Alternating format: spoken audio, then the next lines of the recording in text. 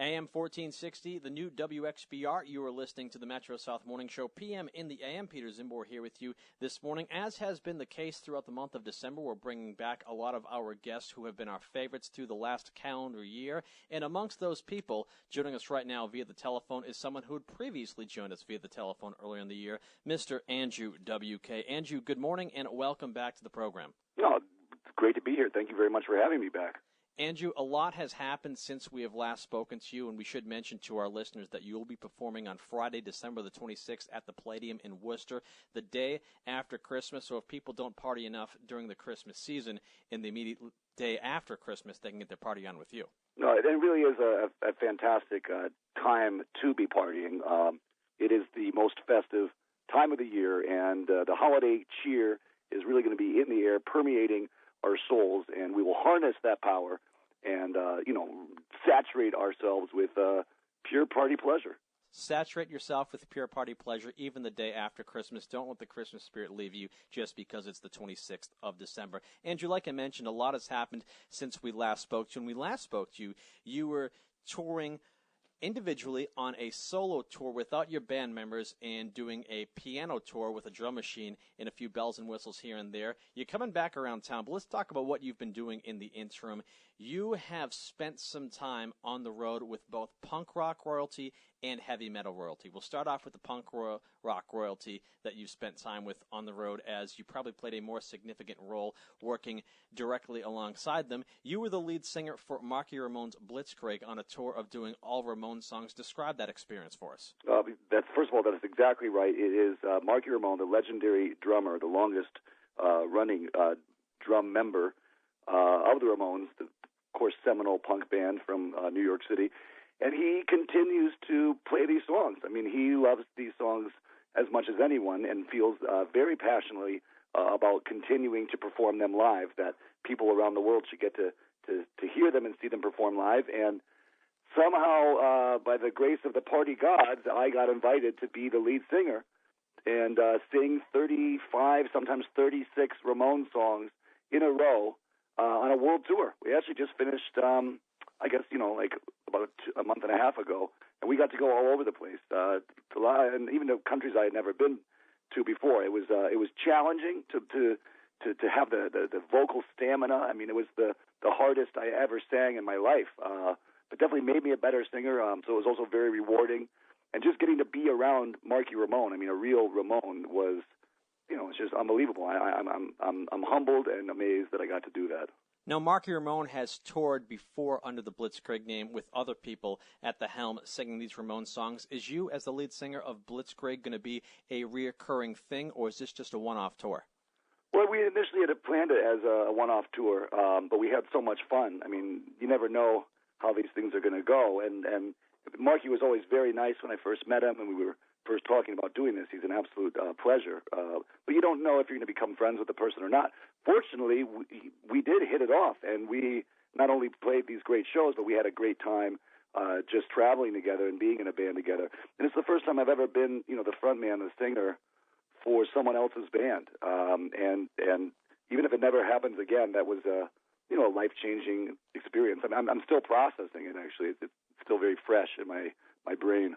The other iconic rock band who you had the opportunity to rub shoulders with in recent months was you opened for Black Sabbath on their summer tour, not in a traditional sense of opening for them with your band, but doing a DJ set of heavy metal classic songs. First off, before we get to precisely what you did in your opening set, just the idea that you're on the road with a member of the Ramones one month, on the road with Black Sabbath the next month, that's as good as it gets in the punk rock and metal world. I mean, yeah, and no one is more baffled than I am at the fact that I've had this chance, like this opportunity to do that.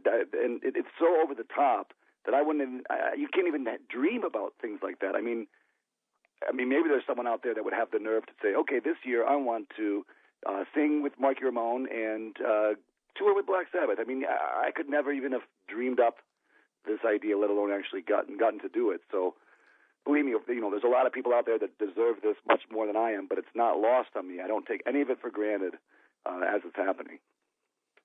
Now, exactly what did your set consist of opening for Black Sabbath? Because like I said, you were there in a DJ role, if I'm not mistaken. Yeah, it was, I mean, very bizarre. They specifically requested, they wanted someone to be a heavy metal DJ. As I understood it, they didn't want a band, any band to open for them on this particular North American tour, which I don't think was, I think it was just something new. They just wanted to try something different.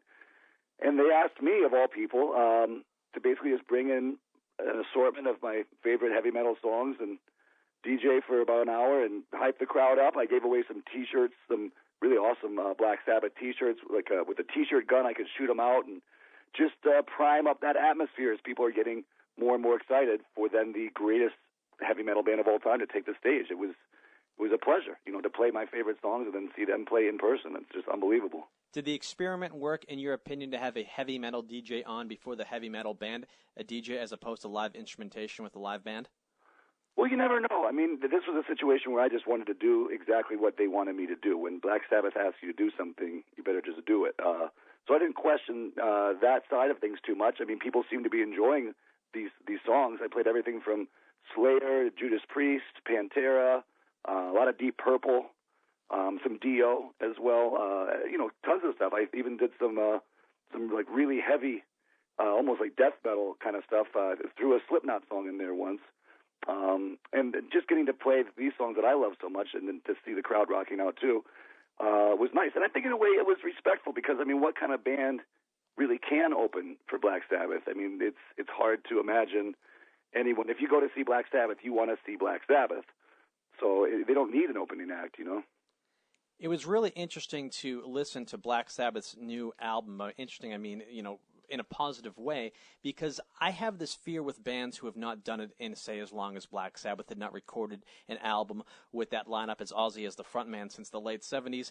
I was surprised that it was as good as it was. The album was phenomenal, and it must have been nice to be able to see them perform that live. A lot of new songs on top of their old classics night after night. Oh, the new songs were some of the moments I looked forward to the most, just because it seemed there seemed like a rejuvenated energy in the band when they got to play something that they had only, just written a few months ago. So to have that kind of urgency and that freshness, I think actually made the show more fun for them. But at the same time, getting to hear these songs that we all had heard thousands of times probably at this point, these classic Black Sabbath songs, to see them live. I never had seen them play live before. Just to see just the guitar alone, you can just watch Tony Iommi just focus in like tunnel vision just on his guitar playing, let alone all the other riches of the band members and what they're offering up there. I just had never really gotten to see him play guitar like that. I mean, you're around masters when they're masters of reality. Once again, we're chatting with Andrew WK here on WXBR. You played the Ozfest in the early 2000s, I believe the side stage, the second stage, when the I Get Wet album come out. Fun to rub shoulders with Ozzy once again. What's been your relationship with him over the years? It's been strictly professional to see him here and there when you're on tour. Yeah, well, it's always been very professional, and that's one thing I can say about Ozfest and also about the Black Sabbath tour is the level of professionalism and organization is extraordinarily high. Probably the tightest run tours I've ever been a part of, and I think a lot of that obviously is coming from Sharon Osbourne, who's, again, just a master of the music business. But when it comes to touring, that's even a more particular sense of team spirit and also team reliability. And they are just the best of the best when it comes to that. I always also try to give everyone their own space. And, I don't try to barge in on Ozzy in his dressing room or anything like that. But he's always just been nice. That's all I can say is they're as intimidating as they are and as giant as they are in the musical landscape, everyone was extremely humble and just genuinely warm. You've always been very versatile in who with you can perform. I know you've opened for Black Sabbath, as we just mentioned. You've done shows with Marky Ramone of the Ramones with his band Blitzkrieg. Years back, you did some dates opening for Aerosmith. The first time I saw you live, you were on tour with the Celtic punk band Flogging Molly. Has there ever been a time where you have done a show with someone where it didn't work, or you offered a show and you said, I'm not sure if this is going to work? There have been moments, where maybe there was a stylistic difference that was so vast that we thought their audience might not like what we had to do, and maybe vice versa. But there's something about partying, especially in a live concert setting. That's usually the spirit. I've even played with classical musicians and done shows that I really thought were not going to go over well with the audience, and they appreciated it. I guess if you put on a show and you give everything you have to entertain the people that are there with you, and you conjure up that celebratory atmosphere, that party feeling, it's hard for that not to work. And since that's our specialty, we do have that flexibility. We're not really any particular style of music. I mean, a high-energy rock music is what we do, but the intent is to use that high-energy rock music to create a cheerful feeling, and most of the time people are up for it. Once again, we're chatting with Andrew WK here on WXBR. Andrew, one of the reasons why we like having you on the program is because when we have you on the show, we're not exactly doing a show yet, we're throwing a party, and you are a part of the party, and I think you bring that spirit to the program. With that being said, come 2014, literally, you're going to be the guy who wrote the book on how to party. Tell us about this book deal you have. Oh, wow. Well, thank you for those kind words, first of all. Yes, all my partying is culminating in the publishing of my first ever book. It's a nonfiction book. It's really a book about the philosophy of partying, the world as seen through the lens of a party mindset. It's not really so much about my life in terms of it being an autobiography or a memoir, because I don't feel like I've been partying for long enough to really write my own life story, but it's a book just about partying in general, as vast and as exploratory and hopefully as fun as I can make it. I've never written a book before, so it has been challenging. I had to learn how to type and, spelling and obviously like things like that, but it is going well, and that's really what I'm focusing on for this winter and even the first month of the new year is getting the Party Bible, my first ever book, the Party Bible, finished so I can share it with you and the rest of the world. Now, you have been touring rather consistently throughout the year, as we mentioned. We had you on in the springtime when you did your solo tour, the Solo Party Machine Tour. We've spoken about your tours in the interim with Black Sabbath and with Marky Ramone. Coming back around Friday, December 26th at the Palladium in Worcester, is the full band intact with you during the show, or is this another Solo Party Machine? This is a holiday tour, actually. It is, it's not entirely solo because I do have my right-hand man, Blakey Boy, joining me. And actually, we're making our way, the two of us, all around sort of the Northeast. We're also going a bit to the West Coast. It started, this show was a tradition I began in the Long Island area, actually, of New York here, and doing this show right around the holidays. It became sort of a tradition over the years, and we just kept expanding it. And I always liked touring in that this region during this time of the year, as we were saying before, to get that holiday cheer. I mean, I really like this time of the year, and being around people reminds me of, I guess, every holiday that I had since I can remember. But you want to be in that atmosphere, and people are usually in that mood to party. So I'm bringing this show now. I've never done this holiday show exactly in Worcester, so it'll be something of an offering. But there's a lot of spontaneity. There's a time to make up our own holiday songs, actually, during the show. And then my band is joining me for our New Year's Eve concert here in New York City, of course, on December 31st. So you guys will be adding some holiday-flavored songs into your repertoire on the 26th of December? Yes, it's highly possible. I mean, it could be a song about a Rudolph.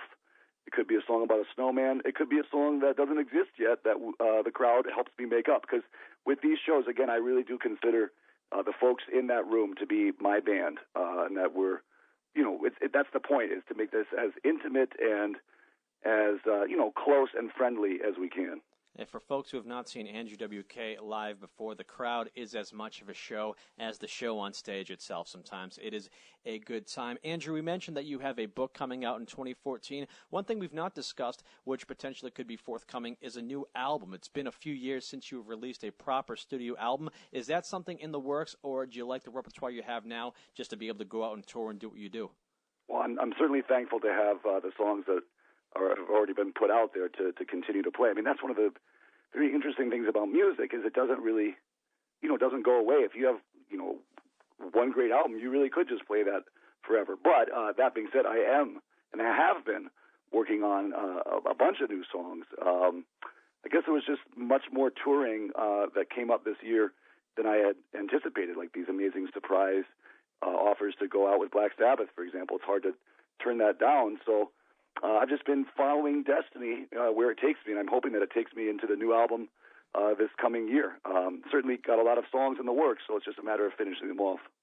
One piece of merchandise from you that has been making its way around the internet lately has been inspired by one of our favorite characters that we've spoken about here on the morning show over the past month or so. Everybody's favorite mayor of Toronto, Rob Ford, the oral sex-loving, crack-smoking, partying mayor of Toronto. You have a T-shirt available which is reminiscent of your first album cover for the I Get Wet album, where it's basically your face on the album with a bloody nose that says, I think I get wet. Now you have Rob Ford with a bloody nose with the word party across it in T-shirt form. Has that proved to be a popular seller since Rob Ford has permeated his way into pop culture, even outside of Canada, his homeland?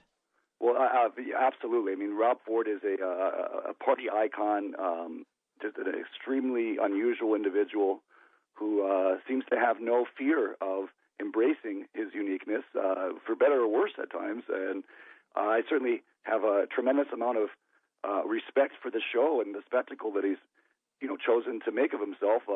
It's definitely been, as you said, like very entertaining and in some ways very inspiring. I'm not here to judge anyone, especially someone who's partying. People should do what they enjoy. I haven't seen someone, I guess, in a mayoral position quite go after it the way he has. But yes, we did make this Rob Ford tribute shirt. It was sort of a parody, like you're saying, of my first album cover. And actually, it sold out. They're gone. It's over. I mean, we sold all of them in like that first week.